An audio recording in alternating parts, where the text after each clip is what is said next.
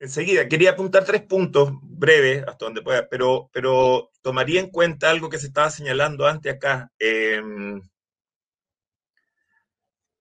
La necesidad que tenemos de empujar el horizonte deliberativo, de no tapar las discusiones, sino al contrario, profundizarlas para poder llegar a un proyecto. Y en la izquierda, históricamente, la burocratización tiende a esconder las discusiones.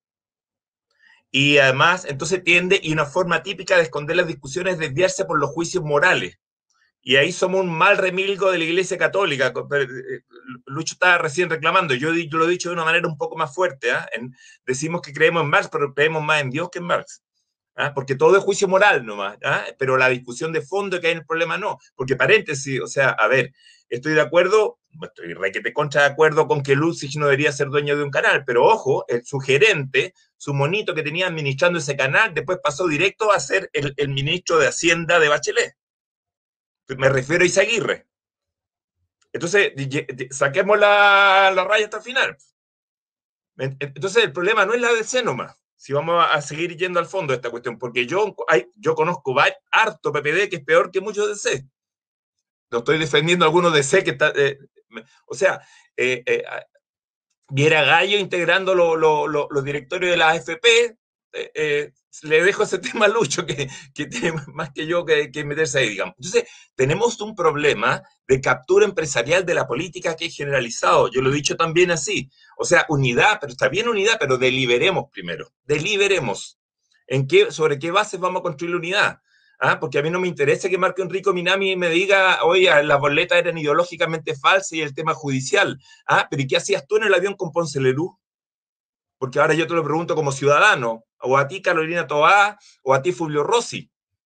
Entonces el problema no es si la boleta era legal o no era legal y que lo resuelve entonces un tribunal. Yo te estoy preguntando sobre qué base vamos a construir una alianza política. Porque para yo creerte que Ponce Lerú es lo mismo que Guillermo Pickering o que José Jurasek. Que entonces concesionan las cuestiones y después se quedan al frente de las empresas privadas que se toman las cuestiones, como pasó en el caso Chispas en Chilectra, ¿no? Lucho, corrígeme, en los 80, ¿no? Con Jurasek y después Pickering hace lo mismo, no está aquí Mundaca, pero no con lo que hace con las sanitarias en Osorno, es una práctica Entonces, claro, cuando la gente dice no son 30 pesos, son 30 años, está diciendo, oiga, esto se siguió profundizando después de Pinochet.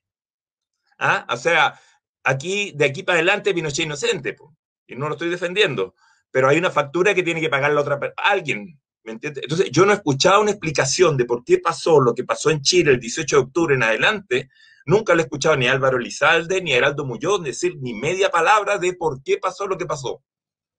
Entonces ahora viene y me dice, no, yo no soy un político profesional, dijo, tradicional, ¿no? Bueno, si tú no eres eso, entonces yo no sé, pues yo descubrí la luna, o sea, claro, y vengo de la NASA, ¿no? Entonces, lo que quiero decir es que, ¿por qué? Porque si lo ponemos, miren, yo he llamado la atención algo de manera insistente cuando conmemoramos los 50 años de Lupe, ¿no? No vayamos tanto al problema de cómo es gobierno y cómo cristaliza y cómo viene el golpe militar, cómo se construyó la UP.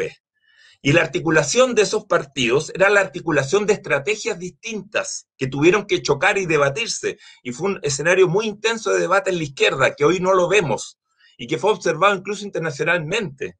Y que además vinculaba mucho la relación entre alianzas políticas y luchas sociales. Esa vinculación nosotros la hemos perdido totalmente cuando la burocracia lo único que hacen es andar, como yo lo dije alguna vez, con una planilla Excel repartiendo cupos y calculando nomás sencillamente. Entonces, por eso que se aislaron y por eso que reciben esta crítica. Entonces, ahí yo creo que, claro, lo que hace Jorge en tratar de dar esa discusión dentro del Frente Amplio me parece muy relevante, porque el Frente Amplio no está exento del virus, para decirlo así. No está exento del virus, si lo dijo él, ahora lo puede decir, bueno, yo lo he dicho también, ¿no? Y hay que luchar contra esa burocratización de la política. También creo que hay que hacerlo en el Partido Comunista, los compañeros de toda la vida. Y también me parece que es muy importante que gente como la Maya de esa discusión dentro de la concertación. Es muy importante porque eso es lo único que va a poder permitirnos avanzar, ya que por ahí alguien dijo, o yo escuché mal, Gramsci, eh, a construir un bloque histórico. Si solos y sueltos, además no tenemos ninguna explicación en este rato racional, medianamente decente de darle a la gente por qué vamos separados en lista. ¿Por qué no vamos todos juntos en una sola cosa? Y por último, si no caemos todos, bueno, ahí nos bajamos, no sé, hacemos, ordenamos. pero da lo mismo. Si en este rato lo que se nos abrió un pedacito de puerta para dar vuelta a 45, casi 50 años de neoliberalismo en Chile, entonces la responsabilidad histórica es gigantesca. Es tan parecida como lo que corrió en los años que se empezó a construir esa unidad popular, donde tuvieron que juntarse las tradiciones socialistas y comunistas que arrastraban décadas de pelea, para no decir los MAPU, los Izquierda Cristiana, todas esas otras cosas, digamos. Y ahí la discusión no era el programa, las 40 medidas, no era inventar medidas técnicas para las cuales llamemos a expertos, era armar una estrategia donde detrás de eso iba un proceso de construcción de fuerzas sociales. Era otra manera de entender la política, y cuando se administraba desde el Estado también se regulaba o se buscaba articular una relación entre la movilización que apoyaba a UP en la calle y lo que se hacía como administración estatal. Todo ese tipo de prácticas desaparecieron en la izquierda y nosotros tenemos que recuperarlas. Yendo un poco a los puntos rápidamente.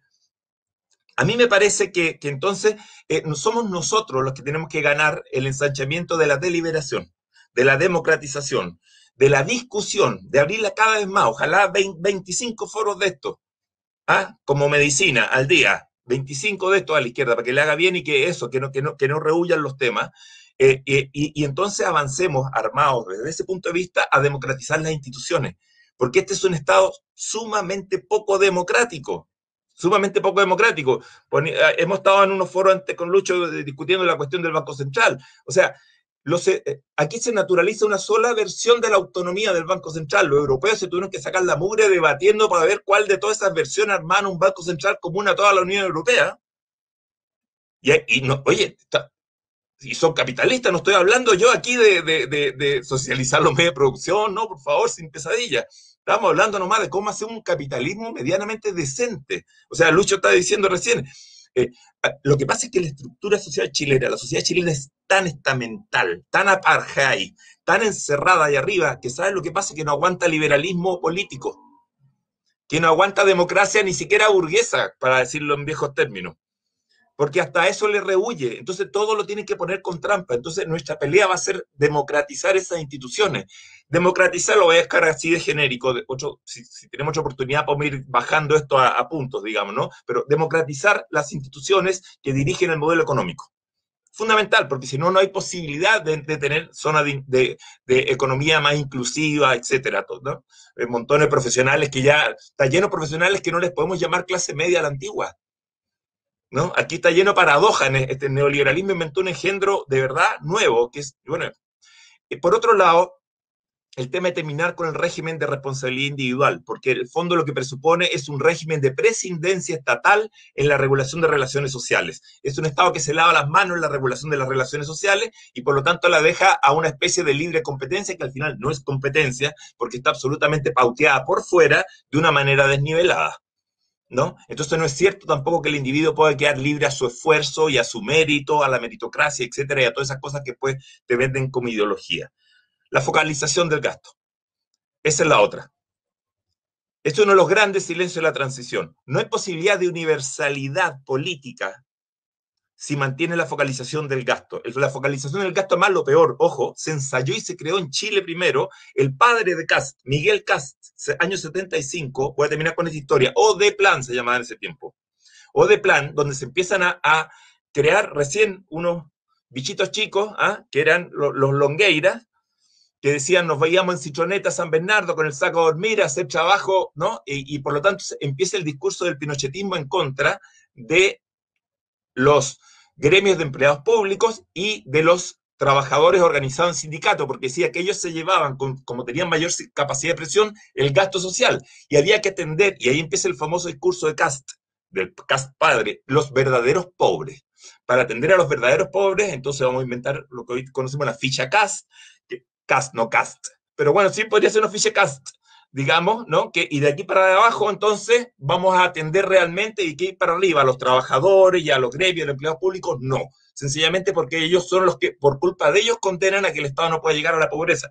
Yo soy inocente, estoy hablando de los O-D-Plan Boys. Y ahí surgió la idea de una UDI popular, es decir, detrás de un proyecto, de una utopía, de un pinochetismo popular.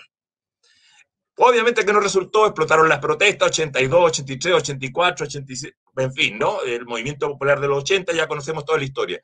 Pero después esa política no se discutió en la transición. y se trasladó naturalizadamente ese Estado pinochetista hasta el día de hoy, porque eso funciona hoy, todavía hasta el día de hoy, y es absolutamente la negación de la universalidad de las políticas, ¿no? Entonces, ojo, eh, desde ahí, desde la experiencia chilena, se hacen los estudios que se traslada al consenso de Washington a finales de los 80 y se le empieza a exigir a los países que iban transitando a la nueva democracia que adoptaran ese tipo de régimen del modelo chileno, que era la focalización del gasto, para atender a los verdaderos necesitados, no en nombre de estos que estaban sindicalizados y de estos que estaban en los gremios y que se llevaban las cuestiones cuando no las necesitaban, ¿no? Fíjate el paradigma que hay ahí de quiebre. Y eso interviene además en una dificultad mayor, que es la construcción de la unidad del pueblo, porque fragmenta también, ¿no? O sea, es una política concreta de fragmentación. Yo termino con esto. Yo creo que se nos abrió el partido ahora mucho más complejo, estoy de acuerdo, y creo que Lucho lo resumía bien. Bueno, todos, todas. Eh, y eso implica que no podemos subvalorar, porque quizás terminé dándole, inflando más algo que antes llamábamos enemigo, que ya no lo llamamos así, pero la derecha chilena tiene una formidable unidad y conciencia de clase. ¿Ah? Por ahí hasta Vargas Llosa decía que ellos la envidiaban en Perú, que ojalá tuvieran un Mercurio y una derecha como la derecha chilena. Bueno, nosotros entonces somos los que menos que nadie puede subvalorarla. Menos que nadie. Estoy de acuerdo que un 28% puede ser un 51% de determinación en los acuerdos, etcétera, etcétera. Entonces, tenemos que ir a un proceso constituyente con rendición de cuentas de una manera abierta, ojalá con el máximo de determinación ciudadana que podamos, pero también en un programa que yo creo que entendamos que desmantelar este sistema que ha casi durado medio siglo nos va a tomar un proceso largo. Y eso puede trasladarse incluso a procesos de inestabilidad política que pueden no ser cortos. Estamos entrando en una década que va a ser compleja.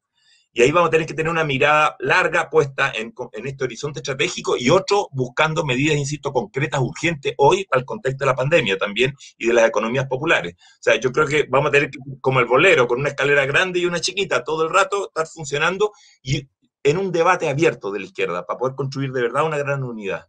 Tenemos una gran experiencia histórica que nos precede, que fue un orgullo mundial, que fue esa unidad popular, que fue detrás de esa figura de Allende, y yo creo que esa experiencia, más que ponerle velita, nos interpela como experiencia para intentarla el día de hoy, ante una fisonomía capitalista muy distinta.